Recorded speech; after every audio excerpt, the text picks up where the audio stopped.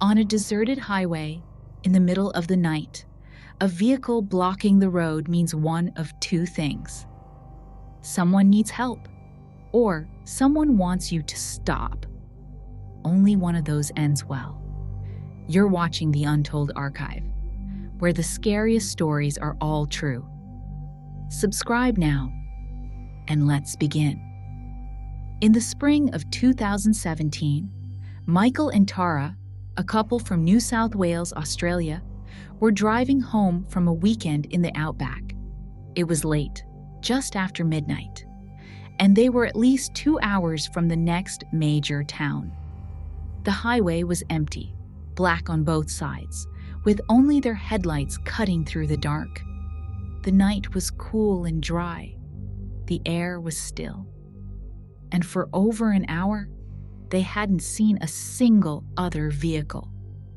Then, as they rounded a bend, the beams of their headlights caught something up ahead. A white panel van. It was stopped diagonally across both lanes, nose to one guardrail, tail almost touching the other. All four doors, driver, passenger, and both rear, were wide open. There were no hazard lights, no movement, no sign of life. Michael slowed, thinking it might be an accident. But as they got closer, Tara whispered, "Something's wrong." That's when they saw it.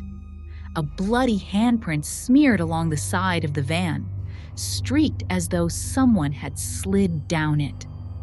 Michael eased the car to a stop, about 50 meters away. They both scanned the roadside. Nothing. No other cars. No broken glass. No debris. Just the van, sitting like an abandoned prop under the pale moonlight. He reached for his phone, but there was no signal. That's when his gut told him what his brain didn't want to admit. If someone needed help, they wouldn't have left all the doors open and disappeared. If this was a real accident, there would be chaos, not silence.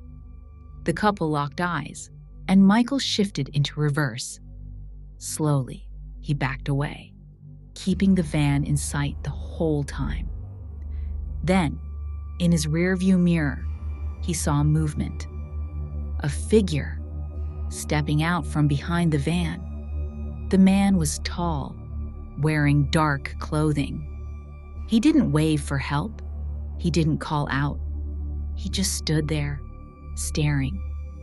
Michael floored it, reversing faster until there was enough room to swing the car around. As soon as he turned, he hit the accelerator, heart hammering. The next town was over an hour away. They didn't slow down until they reached the main street and found the police station. The officers listened carefully, then asked them to describe the van in detail. When Michael mentioned the bloody handprint, one officer swore under his breath. It wasn't the first report that week. Several drivers had come across a similar scene. A white van blocking the road late at night.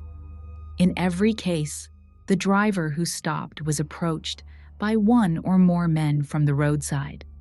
In 2 cases, drivers who pulled over and got out were assaulted and robbed.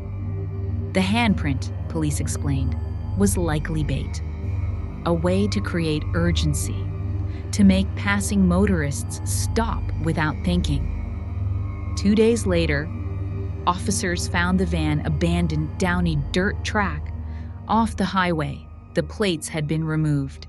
Inside, they found makeshift restraints, duct tape, and a blood-stained shirt. The van was registered to a man already wanted for multiple roadside robberies. He's never been caught. Michael and Tara still talk about that night. They know that if they'd stopped, if they'd stepped out of the car, the outcome might have been very different. Sometimes the most dangerous thing on the road isn't what's in front of you, Tara said later. It's what's waiting in the dark around it.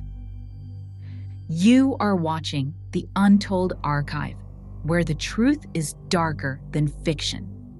If you want more stories like these, subscribe now, turn on notifications, and join us every other day as we dig up the cases most people would rather forget.